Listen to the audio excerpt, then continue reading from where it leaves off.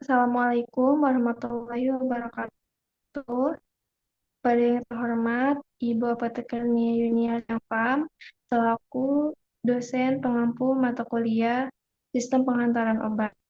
Di sini, kelompok kami yang beranggotakan saya, Tanesi Rahmawati, lalu ada Aprilia Kuswanti, ada Sylvia Ismayanti, dan ada Rica Putri Emilia yang akan mempresentasikan tentang sistem penghantaran obat nanoteknologi dalam mengoptimalkan terapi penyakit menular. Next.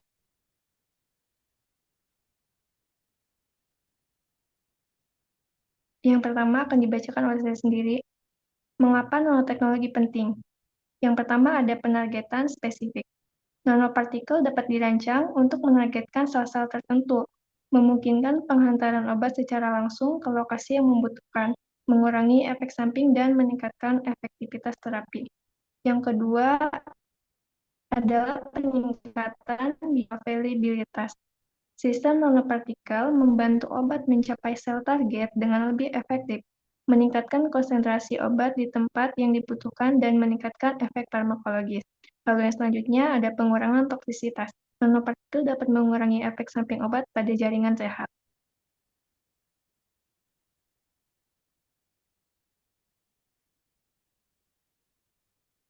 Tantangan dalam pengobatan penyakit menular. Yang pertama ada resistensi obat. Resistensi obat merupakan ancaman besar dalam pengobatan penyakit menular. Yang kedua ada efek samping. Efek samping dari obat dapat membahayakan pasien. Yang ketiga ada bioavailabilitas rendah. Rendahnya bioavailabilitas obat dapat mengurangi efektivitas pengobatan. Yang terakhir ada penetrasi sel target. Beberapa obat kesulitan mencapai sel target yang terinfeksi. Terus selanjutnya akan dibacakan oleh pemateri kedua. Tujuan meningkatkan efektivitas terapi. Yang pertama ada mengatasi resistensi obat. Sistem penghantaran berbasis nanopartikel dapat membantu mengatasi masalah resistensi antibiotik dengan mengantarkan obat dengan cara yang lebih efisien dan meminimalkan efek samping. Yang kedua ada optimasi dosis. Dosis obat dapat dikurangi dengan menggunakan nanopartikel karena obat mencapai lokasi target dengan lebih efisien dan meminimalkan efek samping. Yang ketiga ada peningkatan kepatuhan pasien. Pengurangan dosis, efek samping, dan peningkatan efektivitas terapi dapat meningkatkan kepatuhan pasien terhadap pengobatan yang penting untuk mencapai hasil positif dalam jangka panjang. Kemudian nanoteknologi sebagai solusi untuk resistensi obat. Ada 3. Yang pertama, meningkatkan penetrasi. Nanopartikel dapat meningkatkan penetrasi obat ke sel target. Selanjutnya yang kedua ada menghambat mekanisme resistensi. Nanopartikel dapat dirancang untuk menghambat mekanisme resistensi. Yang ketiga, meningkatkan efektivitas obat. Nanopartikel bisa meningkatkan efektivitas obat meskipun ada resistensi. Keuntungan nanoteknologi ada 3. Yang pertama ada stabilitas obat. Untuk stabilitas obat ini, nanopartikel dapat melindungi obat dari degradasi. Kemudian selanjutnya ada pengurangan efek samping, dapat membuat dosis rendah dan efek samping minimal. Yang terakhir ada penetrasi sel target. Nanopartikel mudah menembus ke dalam membran sel.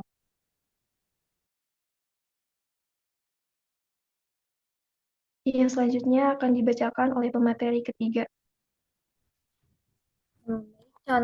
Berikutnya adalah contoh aplikasi dari nanoteknologi.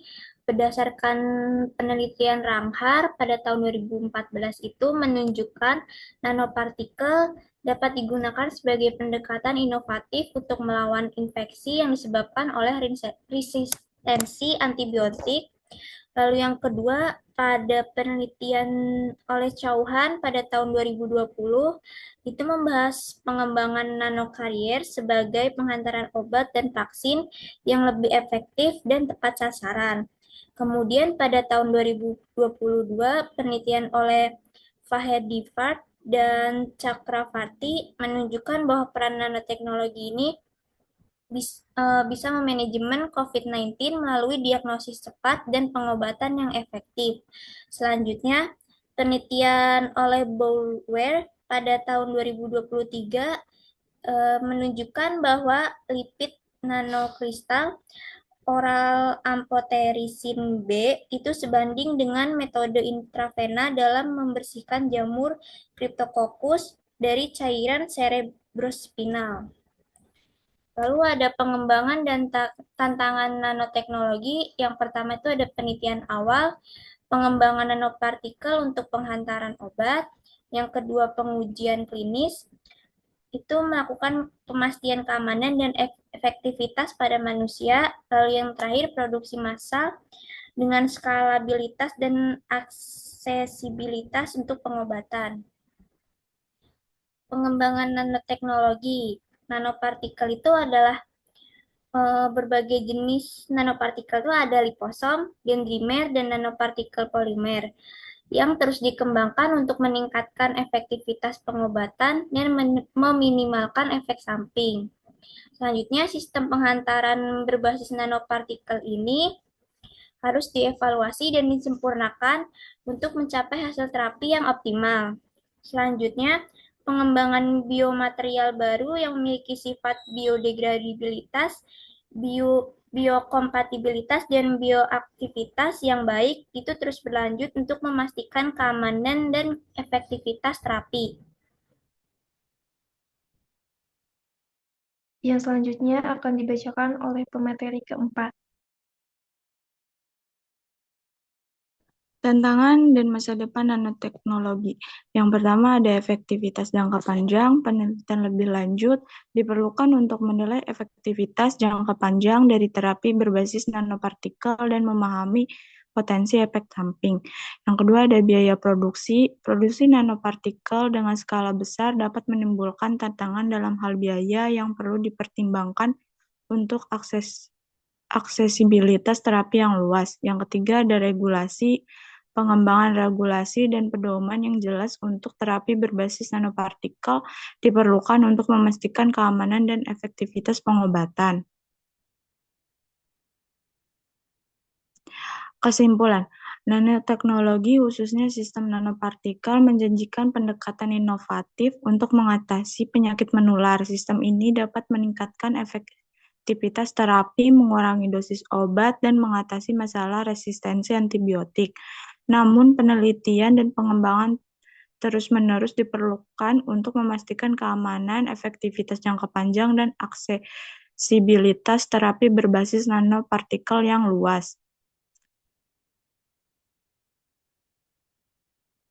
Langkah selanjutnya, pengembangan sistem nanopartikel terus berlanjut dengan fokus pada peningkatan penargetan, kontrol pelepasan, dan biokompatibilitas. Penelitian klinis yang lebih luas diperlukan untuk memastikan keamanan dan efektivitas terapi berbasis nanopartikel dalam konteks klinis yang nyata.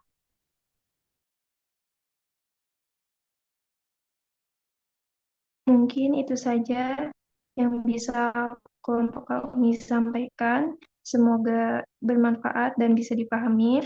Jika ada salah kata atau pengucapan, mohon dimaafkan. Wassalamualaikum warahmatullahi wabarakatuh.